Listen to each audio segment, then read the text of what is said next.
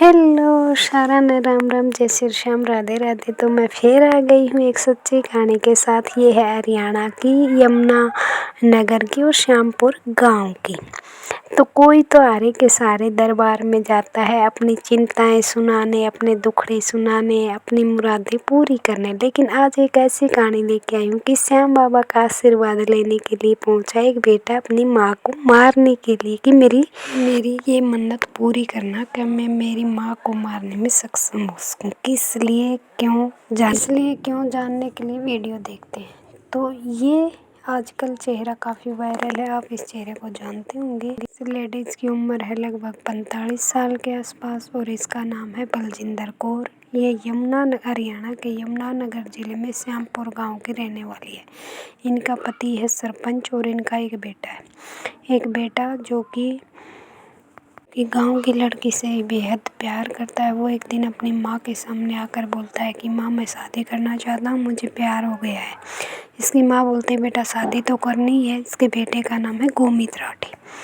तो शादी तो करनी है बेटा, क्यों नहीं, बताओ वो लड़की कौन है। तब लड़का बताता है कि लड़की गांव की है। तो माँ के पैरों तले ज़मीन खिसक जाती है और फिर माँ बोलती नहीं बेटा, गांव की लड़की तो बहन ही हुई, उससे तो शादी नहीं हो सकती। ये तो देखो आप गलत काम कर रहे हो बेटा, ये अच्छा काम नहीं है।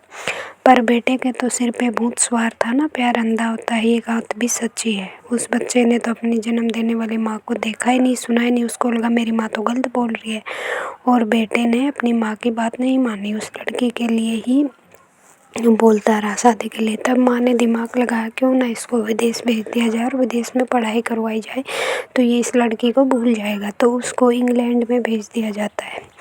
लेकिन इंग्लैंड में भेज के 2 साल हो चुके थे, लेकिन वो उस लड़की को भुला नहीं पा रहा था। यही वो लड़की है जिसके लिए उसने अपनी माँ को मार डाला है।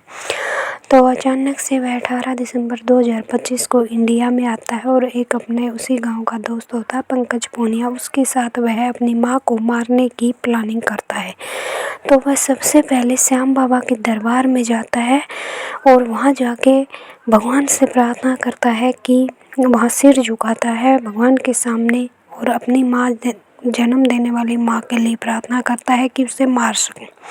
फिर वह जाता है, कौन सा ज़िला है, कुछ ज़िले में जाता है और अपनी माँ के मारने की पूरी प्लानिंग पंकज पूनिया के साथ बैठकर वहीं पे हिसार में एक पीजी लेता है और वहाँ पे अपनी माँ को मारने की पूरी प्लानिंग करता है। उसके तहत फिर वह उसको एक एक बात का, बच्चे को अपनी माँ का पता रहता है, उसकी माँ किस टाइम क्या काम करती है। तो उसको अपनी माँ का पता था कि वह किस टाइम पे क्या काम करती है। जब रात को वो पशुओं को चारा डालने जाती है 9 बजे के आसपास, एक बार हम भैंसों को अंदर बांधकर उसके बाद चेक करने जाते हैं कि क्या कुछ भैंसों को मिलाएं दें। तो वो 9 बजे के आसपास जब वो चारा डालने जाती है तो 24 दिसंबर की रात को गोमित राठी आता है और उसका पंकज पूनिया दोस्त और कुल्हाड़ी हाथ में लिए होता है, अपनी माँ के सिर पर वार करता है। हालांकि उसकी माँ ने अपने बेटे को पहचान लिया था। बेटा डर गया कि अब ये बच नहीं जाए। उसने काफ़ी कोशिश की, उसकी चूड़ियाँ सारी बद चुकी थी, वो बहुत से हाथ पैर मारे लेकिन वह नहीं बच पाई। उसके सिर पे प्रहार करके जब वो बेहोश हो गई तो उसको इस पानी के हौद में डाल दिया ताकि ये हादसा लगे और वो अपने यहाँ तक के इस काम में मतलब सफल भी हुआ। तब सरपंच आधा घंटा तक देखता रहा कि उसकी पत्नी चारा डाल के आएगी, लेकिन वो आई नहीं। तब सरपंच ने आवाज़ लगाई कि तुम कहाँ रह गई, आई नहीं। तब वो नहीं आई। तब वो उठकर जाकर देखा तो उसकी पत्नी का सिर हौद की तरफ और पैर बाहर की तरफ और हौद में गिरी हुई थी। वह चीखा चिल्लाया, आमने सामने के बहुत से आदमी आए। तब बहुत से आदमियों ने देखा ये क्या हुआ, किसी को कुछ समझ नहीं आया। तो पोस्टमार्टम के लिए भेज दिया गया बॉडी को। जब पोस्टमार्टम हुआ तो उसमें पता चला कि इसके सिर पे प्रहार किया गया है और वैसे वहाँ पे पैरों के निशान भी थे, बाहर से आदमी कोई आया है।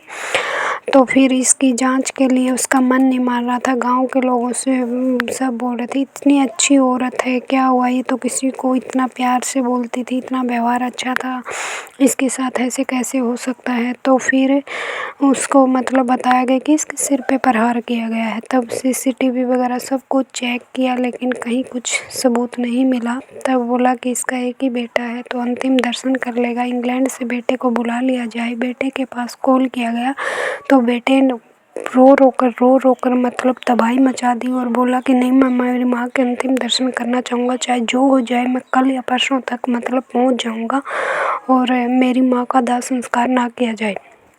जबकि बच्चा इंडिया में ही था लेकिन वो अपनी कहानी बना रहा था। पूरा फैमिली दिल्ली पहुंच चुका था एयरपोर्ट पे बेटे को लेने के लिए। वह एयरपोर्ट से मतलब आया भी, मिला भी परिवार को, गाड़ी में बैठ के उनके साथ आया भी। रो रो के उसने सब कुछ मतलब ऐसे कर रखा जैसे कि सच में इस बच्चे को माँ के जाने का गम है।